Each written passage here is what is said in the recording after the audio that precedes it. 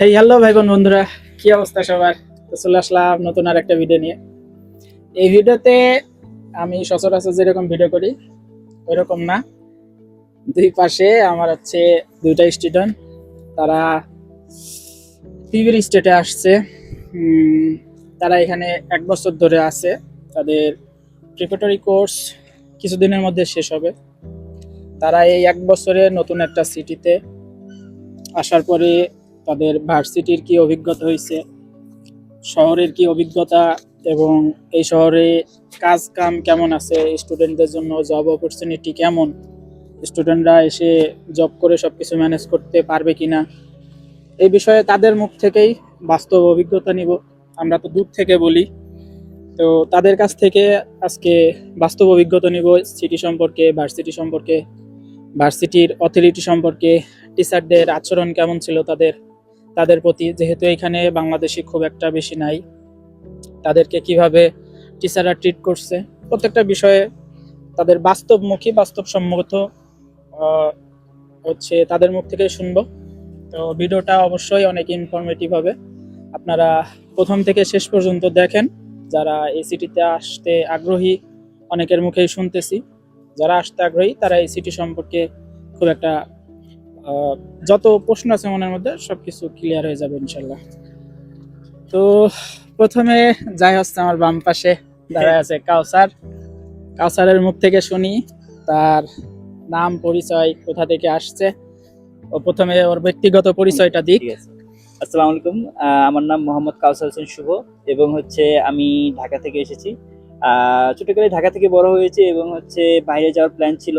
তো রাশিয়ার প্রতি তেমন একটা আগ্রহ ছিল না, কিন্তু যখন রুহুল ভাইয়ের ভিডিও দেখতাম ইউটিউবে এবং বিভিন্ন সিটি সম্পর্কে একটু ঘাটাঘাটি করে একটু জানি হয়েছিল যখন, তখন আমি রাশিয়াতে আসার সিদ্ধান্ত নিই। রাশিয়া কি তোমার প্রথম চয়েস ছিল নাকি না অন্য না, জায়গায় ট্রাই করছো? এটা কখনোই প্রথম চয়েস ছিল না, সবারই হয় না। কারোরই প্রথম চয়েস থাকে না। ছিল না, অনেক হ্যাঁ। জায়গায় ট্রাই করার পরে যখন হয় না, দেখা যায় রাশিয়াতে বাজেট ফ্রেন্ডলি এবং সহজে ভিসাটা হইতেছে।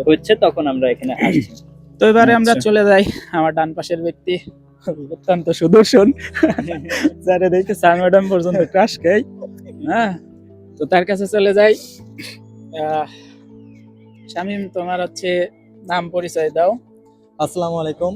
আমার নাম হচ্ছে মোহাম্মদ শামীম। আমি টাঙ্গাইল জেলার ঘাটাল থানা থেকে এসেছি। আহ, রাশিয়া সম্পর্কে আরো অনেক কিছু বলবো আজকের ভিডিওতে, আপনারা দেখতে থাকুন। না না, প্রথমে একটুখানি জিনিস বলো, তুমি কয়টা দেশ ট্রাই করছো এবং কত জায়গায় টাকা নষ্ট করার পরে আমার কাছে আসছো, সেটা বলতে এই জিনিসটাকে একটু বলে দাও প্রথমেই। আসসালামু আলাইকুম। আমার নাম মোহাম্মদ শামীম। আমার হোম ডিস্ট্রিক্ট হচ্ছে টাঙ্গাইল জেলা। আমি টাঙ্গাইল জেলা ঘাটাল থানা।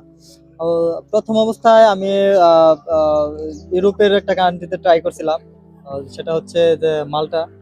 ওখানে ভিসা রিজেকশন হয়েছিল। কিসের কারণে রিজেক্ট হয়েছিল এটা জানি না আমি। ওদেরকে আমার যে একটা কারণে ফাইল রিজেক্ট হয়েছিল, সেটা হচ্ছে কি যে আমি যে লিগেল ডকুমেন্ট গুলো ওখানে সাবমিট করছিলাম, ওদের ওটা বাস্তবসম্মত আর কি মনে হয় নাই, যে না এটা বাস্তবসম্মত না, ফেক, এরকম একটা ক্লু দিয়ে আমার ভিসা রিজেকশন দিয়ে দিয়েছে। তারপরে ভাবছিলাম যে তো আর এই স্টুডেন্ট ভিসাতে যাওয়াই হবে না, হয়তো সিঙ্গাপুর টেঙ্গাপুর অথবা মালয়েশিয়া, দুবাই বা সৌদি আরবে। আমার বড় ভাই আছে, উনি বলছিল সৌদি আরব আমাকে ভালো একটা ভিসা দিয়ে নিয়ে যাবে। তো যে কোনো কারণে আর কি ওইদিকেও যাওয়া হয় নাই। এর মাঝে তো আমি যতটুকু জানি তুমি হচ্ছে রাশিয়াতে আরেকজনের হ্যাঁ, মাধ্যমে প্রসেস করার জন্য দিয়েছিলে। এটা রাশিয়াতে আমি প্রথমে ওয়ার্ক পারমিটে আসার জন্য একজনের কাছে টাকা প্লাস পাসপোর্ট জমা দিয়েছিলাম। তো উনি আমাকে 6-7 মাস ঘোরানোর পরে আমার টাকা আজ পর্যন্ত টাকা দেয় নাই। টাকা রেখে আমি শুধু পাসপোর্টটা নিয়ে আসছিলাম। তারপরে আনার পরে আমি ইউটিউবে অনেকের ভিডিও দেখতাম, অনেকে, তো এক ভাইয়ের ভিডিও দেখে তা ওনার কাছে আমি 10,000 টাকা সহ মানে ওই আবেদন করার জন্য দিছিলাম। তো উনিও আমাকে ইউনিভার্সিটি এই নাই সেই নাই এরকম করতে করতে উনিও আমাকে ঘুরাইছে। তো তোমার তো ট্রান্সলেশনও দেয় নাই। কোনো কিছু না, আমি জাস্ট টাকা, উনি আমাকে নাম্বার দিছে, টাকা দিছি। পরে বললাম যে ভাই কেমনে কি আবেদনের প্রসেস, কেমনে কি কোন দিকে আগালে। কইতেছে যে এখন হইতেছে না, অ্যাডভান্স টিউশন ফি চাইতেছে অগ্রিম। আমি বললাম যে ভাই তাহলে অ্যাডভান্স টিউশন ফি চাইতেছে, তো আপনি তো আমাকে কিছুই দিলেন না, বা ইউনিভার্সিটির কোনো লিস্টও দিলেন না, কোনো নামও বললেন না। এখন যদি আপনি আমার কাছে আজকে মানে 2-3 মাস পরে বলতেছে এটা টাকা 10,000 টাকা নেওয়ার পরে, কন্ট্রাক্ট পেপার। হ্যাঁ কোনো কিছু নাই, শুধু বলতেছে যে এখন অ্যাডভান্স টিউশন ফি লাগবে। তারপরে আমি আরো কিছু ইউটিউব ভিডিও দেখলাম, পরে রুহুল ভাইয়ের ভিডিও আসলো, তো রুহুল ভাইয়ের সাথে আমি সবকিছু শেয়ার করলাম। তো রুহুল ভাই পরবর্তীতে আমাকে অনেক হেল্প করছে, ইভেন রুহুল ভাইয়ের মাধ্যমে আজকে এই পর্যন্ত আসা। বেটাই কিন্তু আমার একটা পয়সাও দেয় নাই। প্রথমে দুই ভিসার জায়গায় দেখা আগে হওয়ার পরে মানে রুহুল ভাইয়ের এই ওর গুণটা ফ্যামিলি অনেক- ওরে বিশ্বাস করে নাই। এই বেটা আমার কাছে আইসে মানে হুমড়ি খাই পড়ছে, ভাই আমার প্রসেস করে দেওয়া লাগবে। আমি যত মানা করি এই বেটা হাল ছাড়ে না। লাস্ট পর্যায়ে গিয়ে ওর অ্যাপ্লিকেশন করে দিছি। ওর টিউশন ফিতেও আমার হচ্ছে সহায়তা আছে। ওর টিউশন ফিও যে মানে যে পরিমাণ টাকাটা দেওয়া লাগতেছিল ওই পরিমাণ টাকা ওর ফ্যামিলি ওরা বিশ্বাস করে আর দিতে পারতেছে না। যেখানে গেছে ওই জায়গায় ধরা খাইছে। পরে টিউশন ফিতেও আমার সহায়তা ছিল। আচ্ছা, তোমাদের হচ্ছে রাশিয়ায় আসার যে বিষয়টা, এটা কখন শুরু হয়, আর হচ্ছে তোমাদের মোট প্রসেসিং এ কতদিন সময় লাগে? আগের বিষয়গুলা বাদ দিবা। যখন কন্ট্যাক্ট পেপার আসছে বা কন্ট্যাক্ট পেপার আসতে কেমন সময় লাগছে এই বিষয়গুলো বললেই হবে। কেমন সময় লাগছে তোমাদের বাংলাদেশ থেকে রাশিয়া পর্যন্ত আসতে, আর এই যে পুরো প্রসেসিং কোথায় কোন বাধার সম্মুখীন হইছো সেটা কিভাবে হ্যান্ডেল করছো, ঠিক আছে? ওইখানে আমার কতটুকু সহায়তা ছিল আর নিজেদের কাজটা কতটুকু করা লাগছে, এই জিনিসগুলো যদি শেয়ার করতে। তো প্রথমে আমার কথা বলি যে যখন প্রসেসিংটা শুরু করলাম, আমার ফাইল তো আমিও লেটে গেছি এক হিসেবে, ভাইয়ের কাছে আমি লেটে ফাইল জমা দিছি, যার কারণে আমার সবকিছু একটু লেট হয়েছে। কিন্তু হ্যাঁ, অনেক স্মুথলি হয়েছে। কারণ হচ্ছে আমি আমার ফাইল জমা দেওয়ার প্রায় 1 সপ্তাহের মধ্যে আমার কন্ট্রাক্ট পেপারের সকল কার্যক্রম শেষ হয়ে গেছে। মানে আমি পেমেন্টও করে ফেলছি টিউশন ফি। আর হচ্ছে এটা স্মুথলি হয়েছে। ইউনিভার্সিটিও আমাদেরকে অনেক সহায়তা করছে। তারপর আমার ইনভিটেশন আসছে 38 দিনে। 38 দিনের মধ্যে আমার ইনভিটেশন এসে পড়ছে এবং হচ্ছে দেন এমবাসি ফেস করতে হয়েছে। তো আচ্ছা, ওর একটা বিষয় বলি। ও আমারে ফাইল দিছিল মনে হয় 22 তারিখে, আর 28 তারিখে ইউনিভার্সিটির লাস্ট ডেট ছিল লাস্ট ডেট ছিল অ্যাপ্লিকেশন। মানে শেষ মুহূর্তে যে ফাইলটা দেওয়া হয়েছে এবং হচ্ছে তাও সবকিছু প্রসেসটা স্মুথলি হয়েছে।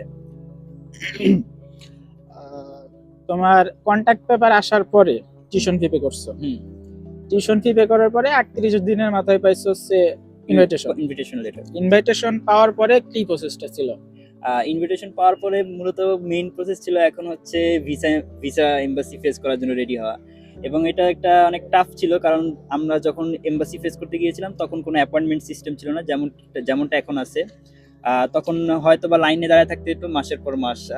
অনেক অনেক অনেক অনেক অনেক কষ্ট হয়েছে। 2টা মাস আমাকে থাকতে হয়েছে, 2টা মাস থেকেও পাইনি, পরে অনলাইনেই অ্যাপয়েন্টমেন্ট করে পাইছি। তো মেইনলি ওই কষ্টটা হয়েছিল যে এমবাসি অ্যাপয়েন্টমেন্ট পাওয়া যায় না। কিন্তু এর আগে আমার কিছু জিনিস প্রসেসিং করতে হয়েছে, যেমন আমার মেডিকেল, তারপর হচ্ছে আমার ফাইন্যান্সিয়াল এফিডেভিট, তারপর হচ্ছে ব্যাংক স্টেটমেন্ট গুলো। হ্যাঁ, এটা রাখা ভালো, কারণ আপনি বলছিলেন যে যদি ব্যাংক স্টেটমেন্ট থাকে সেটা রাখো, কারণ ও হচ্ছে ফিনান্সিয়াল যে এফিডেভিট ওইটাও করছিল, প্লাস ব্যাংক স্টেটমেন্টও দেখাইছিল, ইয়ার টিকিট বুকিং, এগুলা প্রত্যেকটা ওর ডকুমেন্ট গুলা সব ছিল। আর হচ্ছে এই সেই ব্যক্তি যার নিয়ে আমি ভিডিওতে বলছিলাম যে লিগালাইজেশন করতে গিয়ে ভিসা পাইছে, ঠিক আছে? ওর অ্যাপয়েন্টমেন্ট যে ডেট পাইছিল ওইটা ওর ইনভাইটেশনের মেয়াদ শেষ হয়ে গেলে অ্যাপয়েন্টমেন্টের ডেট মানে মানে 3 দিন মতো হাতে থাকতো ইনভাইটেশনের মেয়াদ, তখন ভিসা পাইলে ওই 3 দিনের ভিসা পাইতো। তো ওই ভিসার কোনো ভ্যালু নাই, এখানে আসতে পারবে তো না। এমবাসি তো কাহিনীটা একটু নাট্যকর ছিল, কারণ আমার সারাদিন আমরা দাঁড়িয়ে ছিলাম, অ্যাপয়েন্টমেন্ট থাকা সত্ত্বেও অ্যাম্বাসেডর আমাদের ইন্টারভিউ নেয় নাই। তো আমাদের সন্ধ্যাবেলা ইন্টারভিউ নিতে ছিল। তো যখন মাইকেল নামের একজন থাকে, তো উনি আমার ইন্টারভিউটা নিছে। উনি আমাকে ডাকছে, বলছে, পরে আমি আমার লিগ্যালাইজেশনের ডকুমেন্ট দিছি এবং বলছি আমি ভিসা অ্যাপয়েন্টমেন্টটাও দিতে চাই। তো উনি আমাকে ডাইরেক্ট বলছে, এখানে তো তোমার শুধু লিগ্যালাইজেশন আছে, তুমি কেন ভিসা দিবে? আমি বলি আমার ইনভিটেশনের মেয়াদ আর অল্প কয়েকদিন আছে, তো এটা যদি আমি এখন লিগ্যালাইজেশন করি এই ডকুমেন্ট আমার কোনো কাজে আসবে না। ইংলিশে সুন্দর মতো ওনাকে বুঝাই বলছি কোনো কাজে আসবে না, আর যদি ভিসা অ্যাপয়েন্টমেন্ট না পেয়ে তো এগুলো করে আমার কোনো লাভ নেই। তো উনি বললো যে আচ্ছা দেখাও আমাকে তোমার কি কি ডকুমেন্ট আছে। তো তো উনি সব ডকুমেন্ট দেখলো, তো হয় না ওনারা একটু চেক করে, স্টুডেন্টের মোটিভেশনটা চেক করে। তো আমার ডকুমেন্ট সব প্রপার ছিল দেখে উনি তেমন কিছু বলতেছিল না, কিন্তু হ্যাঁ উনি আমার স্ক্রাবটা দেখে আমাকে একটা আর কি ভয় দেখানোর জন্য বলছে। আমি তো বলছি যে প্রিপারেটরি কোর্স করবো, দেন হচ্ছে ইঞ্জিনিয়ারিং করবো। তো উনি আমাকে জিজ্ঞাসা করে, তুমি এখানে তো তোমার লেখা ইন্টারন্যাশনাল একটা সাবজেক্টে তুমি পড়তে যাচ্ছ, তুমি ইঞ্জিনিয়ার, আমাকে জিজ্ঞাসা করছিল আগে যে তুমি কোন সাবজেক্টে পড়ালেখা করবা মেইন কোর্সে। আমি বলছিলাম মেকানিক্যাল ইঞ্জিনিয়ারিং এ পড়বো। তো উনি আমাকে বললো তুমি তো এখানে ইন্টারন্যাশনাল ডিপার্টমেন্টের একটা কোনো সাবজেক্ট লেখা। আমি বললাম হয়তো বা ওখানে ভুল থাকতে পারে, কিন্তু আমি মেকানিক্যাল ইঞ্জিনিয়ারিং এ করবো, আমার ওইটাই চাই। তো উনি আবার বলছে আচ্ছা ঠিক আছে সমস্যা নেই। পরে আমি স্ক্রাব কাটা আমি তো চেক করে গেছিলাম, অবশ্যই যাওয়ার আগে তো অবশ্যই নিজের ডকুমেন্ট চেক, আমি তো জানি ওখানে ওরকম কোনো কিছু লেখাই নাই, ওখানে জাস্ট লেখা যে প্রিপারেটরি কোর্সে যাচ্ছে 1 বছরের জন্য। তো পরে 10 দিনের পরে আমার ডেলিভারি, আমি অ্যাডভান্স মানে 20,000 টাকার যে ইয়াটা ছিল এমবাসি সেটা দিছি, এক্সপ্রেস দিছি, তাও আমাকে 10 দিন পরে দিছে। 10 দিন আমাকে ভয়ের মধ্যে রাখছে। তারপর যখন ডেলিভারির দিন আসে, ওই দিনটা আমাকে সারাদিন দাঁড়া করায় রাখছে, দেয় না। তো শেষে যায় বিকাল 5টার সময় আমাকে ভিসা ডেলিভারি দিছে, এবং হচ্ছে নতুন যে অ্যাম্বাসেডর আসছিল উনি আমাকে বের হয়ে আমাকে ডাকছিল ভিতরে, ডেকে বললো কনগ্রাচুলেশন, তোমার ভিসা অ্যাকসেপ্টেড হয়েছে, ভিসা হয়েছে। আরো ভিসা পাওয়ার পরে যখন আমার পিকটা পাঠাইছে, আমি তখন রান্না করতেছি, আমি সঙ্গে সঙ্গে ওরে হাতটা ধুয়ে সঙ্গে সঙ্গে ফোন দিছি, কি ব্যাপার তুমি তো অ্যাপয়েন্টমেন্ট ডেটই পাও না, তুমি আমারে ভিসা দাও কিভাবে? তারপরে ওর মুখ থেকে সবকিছু শুনলাম কি কি হয়েছিল। যাক আলহামদুলিল্লাহ ও ভিসাটা পাই, এবং সমস্ত ডকুমেন্ট কন্টাক্ট ছিল বলেই কিন্তু ভিসাটা হয়েছে।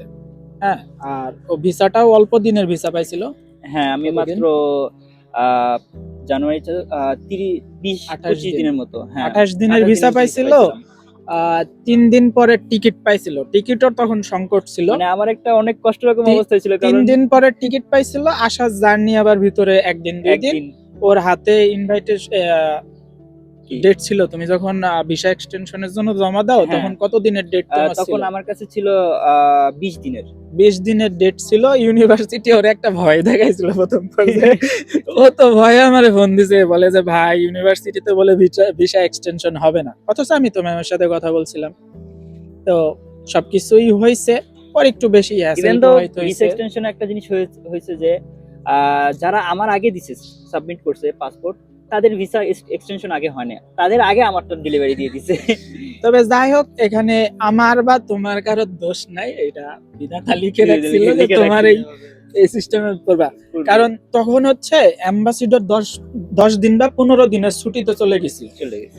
তারপরে এসে যখন নরমালি কার্যক্রম শুরু হইলো, এরপরে পোলাবেন মারামারি কইরা ওইখানে যে লিস্ট ছিল ওই লিস্ট ছিঁড়ে ফেলছে, আবার এম্বাসি 5-7 দিনের ছুটি পড়ে যায়, যার কারণে ওর মানে অনেক সময় নষ্ট হয়ে যায়, ইনভাইটেশনের মেয়াদ গুলা যাইতে থাকে।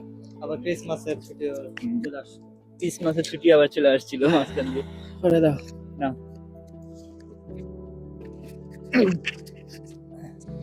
তো এবারে শামীমের মুখ থেকে শুনি ওর প্রথম থেকে, ঠিক আছে, ও আমারে ফাইল দেওয়া থেকে শুরু করে লাস্ট পর্যন্ত ওর কিভাবে কি হয়েছে এই ঘটনাগুলো ওর মুখ থেকে শুনি। ওরও আছে ঘটনা আছে বলতেছি। আসলে আমি তো বললাম যে প্রথম আমি 2 জায়গায় ধোকা খেয়েছি, প্রতারিত হয়েছি। তো হওয়ার পরে আমার খুব বেশি টাইম লাগছে তা এরকম লাগে না, কিন্তু আমার টাইম লাগছে আগে যে 2 জনের কাছে টাকা প্লাস পাসপোর্ট দিছিলাম, ওনারা আমার টাইম মানে আর কি নষ্ট করে দিচ্ছে। তো রুল তোমার তো মানে 23 দিনে ইনভিটেশন পাইছে। হ্যাঁ, অনেকে আমাদের যে গ্রুপটা ছিল অনেকে 40 দিন 41 দিনেও ইনভিটেশন পেয়েছে। কাউসার তো বললো 38 দিনে বেরিয়েছে, কিন্তু আমার ইনভিটেশনটা 23 দিনের মাথায় আমার ইনভিটেশনটা বেরিয়ে গেছে। এতে মানে আমি অনেক মানে এক্সাইটেড ছিলাম যে আমার ইনভিটেশনটা এত তাড়াতাড়ি বের হয়ে গেল, যাক ভালো। তো প্রথমে তো বিশ্বাস করে নাই যে আমি ওর কাজটা করতেছি, কারণ ও আমার টাকা পয়সা দেয় নাই। আমি ওরে বলি যে তোমার কাজ চলতেছে।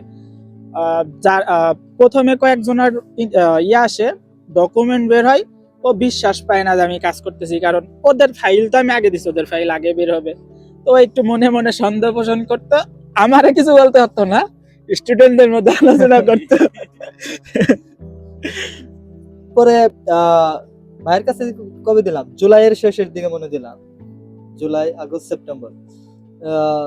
তো ভাইয়ের কাছে দেওয়ার পরে ভাই অনেক ইউনিভার্সিটিতে অ্যাপ্লাই করছিল, বিভিন্ন ক্রাইটেরিয়া থাকার কারণে আমারটা হয় নাই। ইভেন আমার নামে আরেকটা ছেলের ইনভিটেশন বের হয়েছিল।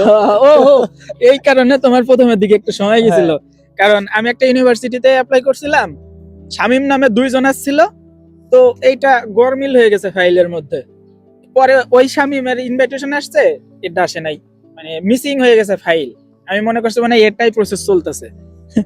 পরবর্তীতে আমার এমন হয়েছে যে ওই ইউনিভার্সিটি তার অ্যাপ্লাইয়ের সময় ছিল না।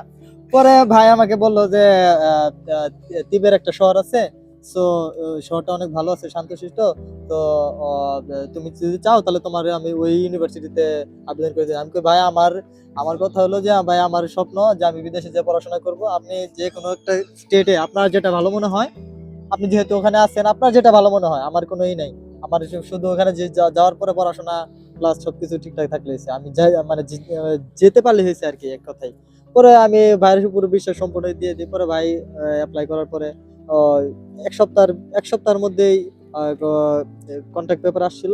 আসার পরে আমি টিউশন ফি, ভাই তো বললে যে টিউশন ফির যেইটা আমাকে হ্যাঁ অনেক হেল্প করছে। তো আমি বাড়িতে যে বলবো যে আমার এতগুলো টাকা 1 লাখ টিউশন ফি দেওয়া লাগতেছিল হ্যাঁ, 2,10,000, ও আমারে টাকা দিছিল 1 লাখ। তো দিতেছি। তো এখন পরে ভাই আমি 1 লাখ দেওয়ার পরে ভাই আর আর আর বাকি টাকাটা ম্যানেজ করে ভাই টিউশন ফি জমা দেওয়ার পরে 23 দিনের মাথায় ইনভিটেশন লেটার আসলো। আসার পরে আমি মেডিকেল, তারপরে ফিনান্সিয়াল এফিডেভিট, যত যা ডকুমেন্টস আছে, আর পোস্টেল তো আগেই করে রাখছিলাম। হ্যাঁ, ওগুলা করার পরে তো এমবাসি ইন্টারভিউর জন্য আমিও অনেক একটু ঝামেলা পোহাইছি। তো ওই যে তোমাদের তো সেম টাইমেই হ্যাঁ। ছিল, তোমরা কয়জন সেম জিনিসটাই ফেস করছো? এমবাসি বন্ধ, তারপরে হ্যাঁ। ঝামেলার কারণে আবার এমবাসি বন্ধ, ক্রিসমাসের ছুটি, সব মিলে ওখানে ভালো একটা সমস্যার সৃষ্টি হয়েছিল। তো যাই হোক, আমি অনলাইনের মাধ্যমে অ্যাপয়েন্টমেন্ট নিয়ে বুকিং দিয়েছিলাম। বুকিং দেওয়ার পরে এক্সপ্রেস ওয়ে নিয়েছিলাম 20,000 টাকা দিয়ে ফিস দেওয়ার মাধ্যমে। তো 3 দিন পরে ভিসা ডেলিভারি দিল। তো আমি প্রথমে তো ভিসা পাসপোর্ট পাওয়ার পরে প্রথম পেজ দেখি কিছু নাই। আমি তো আমার তো কলিজা টলিজা শুকাই গেছে, কি দেখবি কোনো কিছু দেখি না কেন, রিজেকশনে ছিল নাই, এমনি ভিসার যেটা ওটারও নাই। পরে পাতা উল্টে দিতে পরে দিতে না ভিসা রিজেকশন হয় নাই। পরে সাথে সাথে আমি আব্বু আমারে ফোন দিয়ে বললাম যে না ভিসা হয়ে গেছে। তারপরে বাকি যত টাকা ছিল তার আর কখনো দ্বিধাবোধ করে না যে না এবার ভিসা হয়ে গেছে, এবার আর কোনো সমস্যা নেই। তারপরে এই তো আমিও খুব ভিসা পাওয়ার পরে 1 দিন 2 দিন বাড়িতে সময় ছিলাম। পাও নাই তো। হ্যাঁ, কারণ ভার্সিটি ক্রিসমাসে থেকে চাপ দিতেছিল যে ওদের ক্লাস স্টার্ট হয়ে যাবে, কারণ ওরা ফাইল দিছিল সবার লাস্টে, অন্যান্য জায়গায় গিয়ে ফাইল দিয়ে ধরা খাওয়ার পরে আমার কাছে আসছিল। তো এটার প্রসেস অনেক লেট হয়েছিল, ওদের আসতেও লেট হয়েছে, ভার্সিটি থেকে চাপ ছিল, যার কারণে দ্রুত এয়ার টিকিট কেটে এদের চলে আসা লাগে। ইনি ওস্তাদে এক কাজ করছিল, সেটা হচ্ছে আমি ওনারে বলছি যে রবিবারের টিকিট কাটো, সোমবারে আসবা। উনি এটা মাথার মধ্যে ঢুকছে কি ঢোকে নাই ঠিক নাই, উনি রবিবারে সকালে টিকিট কাটছে এবং রবিবারেই চলে আসছে রাশিয়ায়, যেদিন ইউনিভার্সিটি বন্ধ।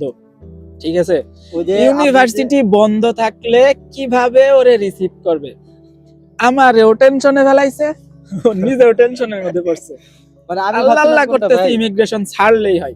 ভাই 1 মিনিট, আমি ভাবছিলাম কোনটা, যেহেতু আমি 26 দিনে ভিসা পেয়েছিলাম, যে 26 দিন আবার কাউসার আমাকে ওর সাথে আমার যোগাযোগ হইতো। তো উনি বলতেছে যে তুমি যত তাড়াতাড়ি পারো টিকিট কেটে মানে ই করো, চলে আসো, কারণ এখানে নাই, ম্যাম বলছে যে ভিসা এক্সটেনশন করে দেবে না। তো এই কারণে আমি ভাবছি যে আমি যত তাড়াতাড়ি যাইতে পারি, কারণ ক্রিসমাসের বন্ধ আমি আসলাম 23 তারিখ, 25 তারিখ থেকে মেবি বন্ধ দিয়ে দিল ইউনিভার্সিটি। টিকিটটা কাটতে যখন আমারে দিছে, আমার মুখটা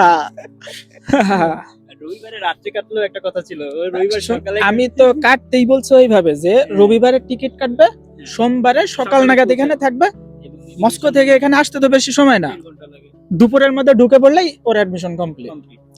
আমি এইভাবে বলছি, আর টিকিটটা কাটতে যখন আমারে দিচ্ছে, আমার মেজাজটা কাজটা করলো কি, এখন যদি ডিপোর্ট করে এই সব ড্রাইভার আমার উপরে, যাই হোক, আমি আমার উপরে। সারাটা তোমার রাস্তা ইমিগ্রেশনের অভিজ্ঞতা আমি জানতে চাই। ইমিগ্রেশনে তো আমি এখানে একটা জিনিস বুঝলাম না, এখানে একটা নাটকীয় একটা কাহিনী হয়েছে ভাই। আমার সাথে একটা রাশিয়ান ছেলে ছিল সেন্ট পিটার্সবার্গের। তো উনি ঈশ্বরদী পাবনাতে উনি জব করে, ওনার একটা বিজনেস আছে। তো বাংলাদেশ এয়ারপোর্ট থেকে ওর সাথে আমার মানে কথাবার্তা হইতেছে। তো উনি খুব সুন্দর বাংলা বলতে পারে, এত সুন্দর বাংলা বলে যে আমরা ওরকম বাংলা বলতে পারি না। শুদ্ধ বাংলা। হ্যাঁ, শুদ্ধ বাংলা ডাইরেক্ট। তো ওনার সাথে কথা বলার পরে তো তো ওনার সাথে আমি শারজা পর্যন্ত আসছি। তো আমার ফ্লাইট ছিল 5টার দিকে, 6টার দিকে, আর ওনার ছিল আরো মানে 2 ঘন্টা 2.5 ঘন্টা পরে। তো উনি আমার বিদায় দিয়ে দিল। বিদায় দেওয়ার পরে আমি টিকিট কাটছি কোনটা ভাবে যে আমার রাশিয়া পৌঁছাতে পৌঁছাতে ইউনিভার্সিটিতে যাইতে যাইতে তখন মানে সবকিছু আর কি স্যার ম্যামরা আসবে। আর যেহেতু 12টা পার হলেই তো আর অত টাইমে তো আমি খাইলে মাথায় ভাবছি যে 12টা পার হওয়ার পর ওই টাইমে তো কেউ কল দিব না, বেশিরভাগ ইউনিভার্সিটি তো off থাকে। বেশিরভাগ সময় আপনারা যখন টিকিট কাটবেন মাথায় রাখবেন যে ইউনিভার্সিটি ওপেন আছে কিনা। ঠিক আছে, ইউনিভার্সিটি ওপেন না থাকলে সমস্যা। ইমিগ্রেশন যদি আপনার প্রসেস সহজ করে সহজ, যদি জটিল করতে চায় জটিল। ঠিক আছে, আমার ক্ষেত্রে যেমন ওর কাছে ইউনিভার্সিটির স্প্রাফকা ছিল, যেটার বদলতে ও রাশিয়ায় ঢুকতে পারছে, নয়তো ও ঢুকতে পারতো কিনা ঠিক নেই। হ্যাঁ, হ্যাঁ। ইমিগ্রেশনারে আটকাই দিতে পারতো ইজিলি, কারণ তোমার ইউনিভার্সিটি এখন বন্ধ, তুমি কি করতে আসছো, তুমি ব্যাক যাও। আমি মস্কোতে নামার পরে তো ওই লাইন ধরে দাঁড়াতে হয়। তো একটা ম্যাম আমার বললো যে তুমি কি ইন্টারন্যাশনাল স্টুডেন্ট, ইন্টারন্যাশনাল? আমি বললাম যে হ্যাঁ। পরে আমাকে একটা লাইনে দাঁড় করাইলো। তারপর ওখানে 20 মিনিট পরে আমার এমনি ফিঙ্গার দিলাম, পাসপোর্ট টাসপোর্ট নিয়ে গেলো। তো 20 মিনিট পরে আইসা বলতেছে যে show me your invitation letter. তো আমি ইনভাইটেশন লেটার দেখেছি, উনি বলে না এটা না। যখন বলছে যে ইনভাইটেশন এটা না, তখন আমি আর তো কলিজা টলিজা সব শুকাই গেছে যে কি কি বলে ইনভাইটেশন লেটার, চাইলে ইনভাইটেশন লেটার দিলাম, এখন বলে এটা না। পরে উনি আমাকে ওনার ফোন থেকে একটা লেটার বের করলো, বললো যে এটা দেখাও। পরে উপরে লেখা ছিল স্প্রাপকা।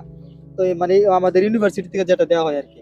পরে বললাম যে হ্যাঁ এটা আমার কাছে আছে। পরে ওটা দেওয়ার পরে 5 মিনিট পরে আমার পাসপোর্ট দিয়ে দিছে। তারপর আমি বের হয়ে যাই, একটা সিম কার্ড কিনে পরে ভাইয়ের সাথে যোগাযোগ করি। পরে ভাই ট্যাক্সি ট্যাক্সি যা বুক করা, যা কিছু যাবতীয় করা লাগে সবকিছু ভাই ম্যানেজ করে দিছে।